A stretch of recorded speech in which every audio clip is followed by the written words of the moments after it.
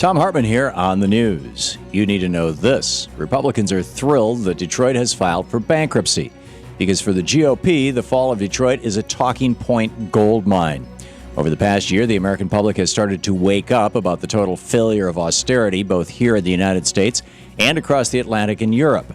So the chances to blame the decline of a great American city on Democrats, workers, African Americans, and big government is an opportunity the right wing doesn't want to miss. Conservatives like Neil Monroe and Sean Higgins hope that maybe, just maybe, if they can convince the American people the big bad unions and Democrats are to blame for the death of Detroit, then they can get them to forget that conservatives had destroyed this country with 30-plus years of Reaganomics and voodoo economics. Union bashing is bad enough, but there's another even uglier dimension to the GOP's Detroit meme. The Motor City is 85% African American. In fact, it has the highest black population percentage-wise of any major city in the United States. So when Republican pundits and politicians talk about mismanagement and bad governance, what they're actually saying is that black people aren't capable of running a city. Blaming minorities for social problems is a tried and true Republican tactic. Reagan had his welfare queens and the air traffic controllers when he wanted to go after labor. The modern GOP has Detroit. However, it wasn't unions or black people who bankrupted Detroit. It was decades of pro-corporate and anti-middle-class free trade policies that gutted the city of its industrial core.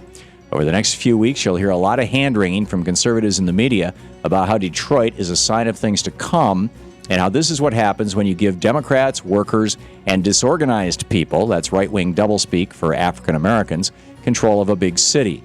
But remember, the Republican solution for Detroit is just more of the same, gutting social services. This is disaster capitalism.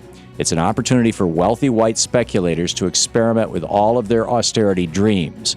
And if that comes with a chance to demonize poor people, black people, and unionized workers, well, that's just the icing on the cake.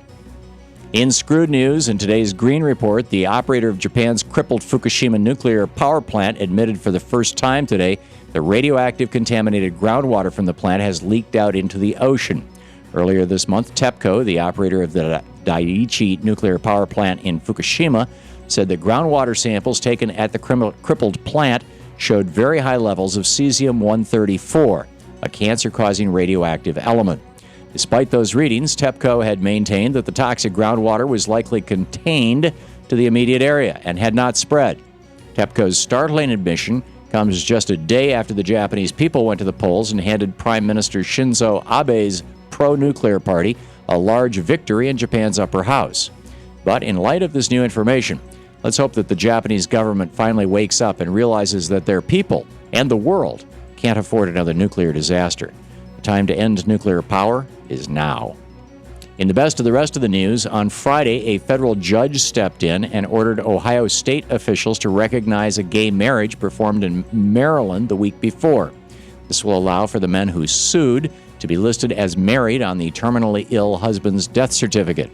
U.S. District Magistrate Timothy Black wrote, quote, "The end result here and now is that the local Ohio Registrar of Death Certificates is hereby ordered not to accept for recording a death certificate for John Arthur that does not record Mr. Arthur's status at death as married and James Ogerfell as his surviving spouse," end quote. The judge's ruling will also allow the couple to be buried alongside each other on Arthur's family plot. Arthur's grandfather legally mandated that only immediate family and their spouses can be buried at the family plot. Thank God we have judges like U.S. District Magistrate Timothy Black. While many Americans may be confused by the royal baby mania gripping the UK after Kate Middleton gave birth to a son on Monday, our social structures may be just as wired in as the monarchy. According to a new study outlined in the New York Times, American children have little opportunity to get out of the social class they're born into. The study reports around 33% of folks who grew up in the top 1% of income distribution make $100,000 by the age of 30. This is not true of the bottom half of the social scale. Only 1 out of every 25 of that group of people were making that much by age 30. Income inequality affects all of America, and it has been increasing in nearly every state over the past 30 years. Incomes for the wealthiest 20% in the U.S. are 8 times larger than those people at the bottom 20% due to the fact that incomes have been seeing quicker growth. The American dream appears to be vanishing. And finally, the California Democratic Party approved a resolution over the weekend that asked President Barack Obama to end federal raids on marijuana dispensaries. The resolution, sponsored by the Brownie Marie Democratic Club of Riverside County, has pointed out that 18 states and Washington, D.C. have legalized medical marijuana. The states of Colorado and Washington have legalized the use of recreational marijuana.